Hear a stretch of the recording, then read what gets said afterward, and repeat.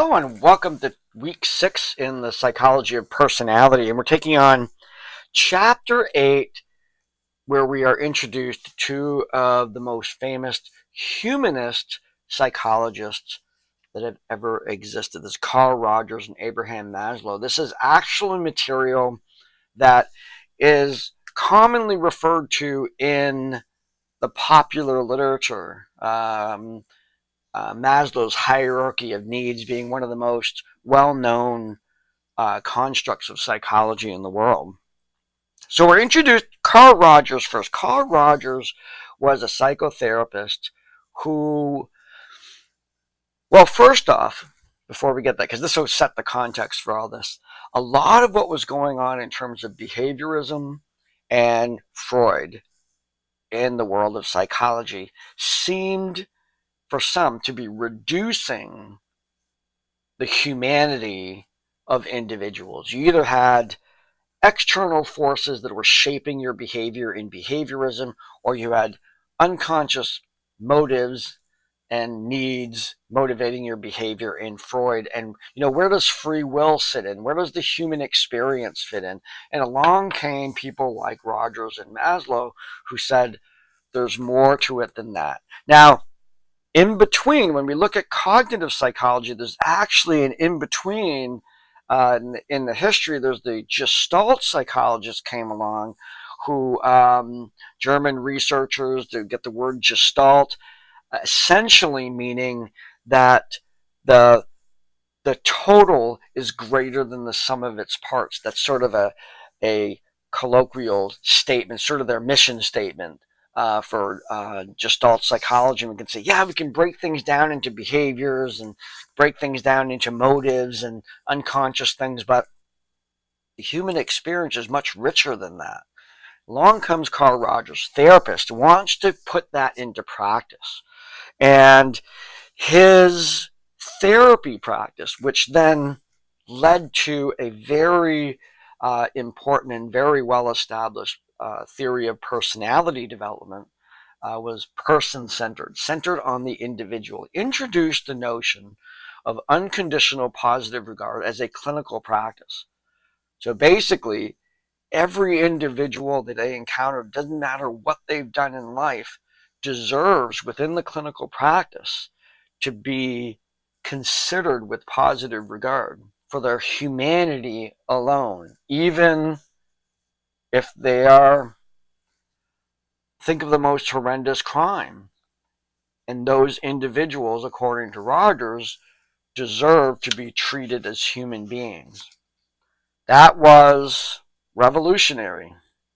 And so certainly moving forward, the humanist idea that we're not just what we've done, that we're complex individuals and deserve to be treated with respect in the context of which we're working with people, even if we don't agree or even like them, still treating individuals with positive regard. Through that process, he developed a personality theory that encompasses 3 selves. Now, those 3 selves that depict in this particular graphic here, we have the real self. This is the true you, who you really are. The ideal self, the person you would like to be, the ideals, either from society or religion, or the person you would really like to be. And then there's the self-image, which is the individual that you portray to the world. Now, Rogers felt that the process of psychotherapy was to bring these together, to move from what he called an incongruent self into a congruent self. Now, this is a process that he said happened through psychotherapy. It also, to some degree, happens while we age.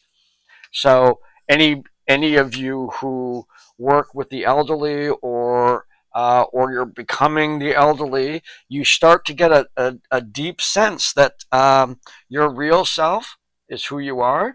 You're okay with everybody knowing it, and you've simmered down on being perfect. And those things start to come together, and pretty soon you're pretty much saying it like it is. And that kind of process happens because of aging. But we see people who are younger, these things can be very disparate. And that is a source of strain, of stress. When I'm not living up to my expectations, the self that I'm portraying to the world is not my true self. Maybe I don't even like parts of my true self, and all these, and the process of psychotherapy is to bring these things closer and closer together as a way of becoming a more congruent self. So that theory is a profound, not only descriptive theory of our personalities as they exist over time, but also a prescriptive, meaning a way to address strain. Like you could actually self-reflect on, to what degree are these three selves aligned for me? Am I acting like the true person I am? Am I portraying that to the world? And am I meeting my ideals for myself as best that I can? Am I maybe forgiving of myself, or maybe trying not to be so perfect all the time? Those kinds of things. To what degree is my life congruent? Because an incongruent life leads to stress and all of that.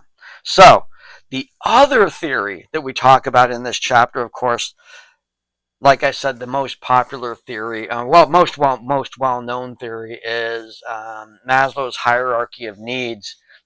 We see here a very familiar structure of a hierarchy, meaning the lower needs, in essence of this theory, is that the lower needs must be somewhat satisfied before we move on to the next one. There's a hierarchy. Interestingly, however, when we look at the psychology of motivation, which is what is driving us to change, and that has been a if you think about all the theories that we've talked about so far in this class, all of them are trying to answer the question, why do we become the people that we become? And we look at this in human development, we look at it in personality, these areas where we're looking at how do we establish who we are. And there's this drive to change, and we can categorize that, whatever it is. We can say, what is the motivation? What's the motive for bringing this about? And so Freud's theory would be the motivation is to reduce stress. The same with Carl Rogers, to reduce stress, to feel more genuine, to feel more, those are the things that would drive a person to recognize they were not where they want to be, and to drive them to make efforts to change. The interesting thing about the hierarchy from Maslow's perspective is the drive is not to meet psychological needs, and then I'm ready to move on to safety needs, and then love and belonging. That there's a drive for self-actualization, and it is drawing us through. It's almost like a rope to self-actualization. We're on the bottom, and we have to address the things where we are, but the motivation is the top one. And even beyond the self-actualization, and in the work of Maslow, talks about transcendence, above self-actualization. Similar in structure to Piaget's work, where Piaget said that many people didn't ever need to be in formal operational thinking. Maslow felt that self-actualization was rare. That when you met self-actualized people, they were, and I've met some, who they're dynamic, settled, they're inspirational, they're quite abnormal. They're not your regular folks. They're really admirable people who have, maybe they live a life that's congruent. They live a life of intent and purpose. They feel confident and comfortable in their own skin. There's just this, and I believe we have a tendency to diminish self-actualization and say that more and more people are self-actualized. And I'm just going to make a point that I think people lead really great lives all the way up to esteem. And I think that the number of people who are actually self-actualized, let alone transcending, are rare. And for my own self, I turn to some pretty high order examples for that in my own life. People that I know who are self-actualized, who I look up to, and so that's my take on that. Now, at the same time, Maslow was also very interested in the social values of individuals, their society's social values, and the importance of those things when it comes to human development. And we're going to see how that takes. We're going to take an examination of that in the assignments. So, in our discussion, I want you to look at that notion of values as expressed by Maslow. And we see values are part of, what's important? What is the hierarchy of importance? And we know that in the public dialogue right now, we're tossing around the word values a lot. And similar to self-actualization, Maslow was like, this is very serious stuff. It is foundational to the human experience, and we take these values too lightly and toss them around like they're singularities, and or let alone that we share them all. We all have the same values when that's clearly not true, and so talking about that in the context of the public discourse that's going on in our country right now, as best you can. And then we're going to take a look at a couple of ideas from Rogers in the quiz.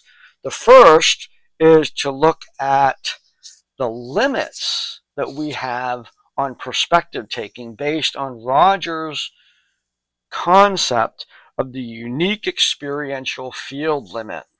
You need to look that up, read about it, explain why that limits our ability for perspective taking in a very fundamental way. And I will tell you, this is a fundamental tool for us to arrive at the capacity for unconditional positive regard, no matter what the person has done. So as a therapist, my understanding of the limitations I have because of unique experiential field was the key for me to be able to understand how I could engage in someone who has done horrendous things, and I have, and still provide them with unconditional positive regard. So capture that in your answer. The next one is to share, have there been times that you can identify where you have acted in a way that demonstrates an incongruence? We all have them. You don't have to be, it doesn't have to be the worst thing you've ever done, but certainly we have done things where we have not been aligned with our ideals, or it's not true to ourselves, or we're putting on a front for the social world, and it's not really the true person that we are. And even to the point when we look at this developmentally, I want to make sure people understand this as well. Early in life, when we're starting out in a career or when we're meeting people for the first time, there's almost a functional utility for putting your best foot forward, even though it's not necessarily who you are. There's impression management. There's this, or let's say you might put let's say you're in an interview for a job, you might put your best qualities forward, and you might express things in a way of, this is how I want to be.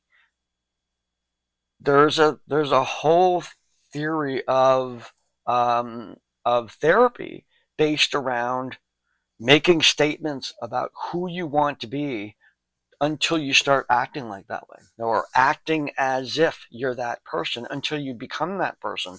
So there's this acceptance at different times of our life that it's expected that you would not have these things all aligned. Things are just developing. They're still immature in that way, and still leading a very functional life. So we all have a collection of times when we have not necessarily put our best selves forward, or we're putting a false self forward, and it might be perfectly fine to do that. Okay. So, all right, so that's our quiz. So the discussion on the values and the importance of values according to Maslow in the public discourse, and then the quiz reflecting on our unique experiential field limit and when we have acted incongruently. So that's our gig for the week. Take care, and I will see you online.